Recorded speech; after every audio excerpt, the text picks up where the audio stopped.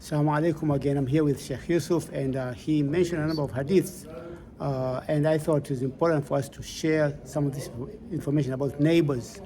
So inshallah, can you tell us the maybe three main rights for a neighbor when it comes to a Muslim, and some of the hadiths involved? Yeah, so there are three kinds of neighbors. So the first one that has three types of right is the neighbor that is Muslim and one of your relative.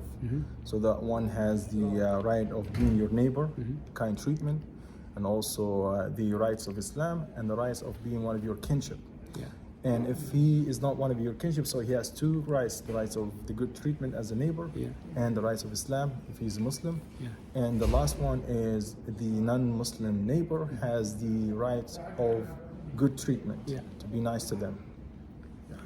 What about the hadith? There's a hadith that it was so strong that the Prophet was scared it might make it force Muslims to give inheritance to the neighbors. So this hadith that Rasulullah ﷺ said that Jibreel alayhi salam kept recommending me to be nice and to treat my neighbor with kindness until I thought that he will give him a share of my inheritance. So to that extent, to show you that how serious is that matter of being good to your neighbors. So that Jibreel alayhi salam kept recommending Rasulullah sallallahu alayhi wasallam about the rights of the neighbors. What about if somebody might be bad to their neighbors? What are the rulings? I mean, you talked about them being able to go to Jannah. Yeah. So if someone treat his neighbor with the bad treatment, he may subject himself to the punishment of Allah Azza wa Jal, because this is not what the commandments of Allah Azza wa Jal, Rasulullah sallallahu alayhi wa sallam.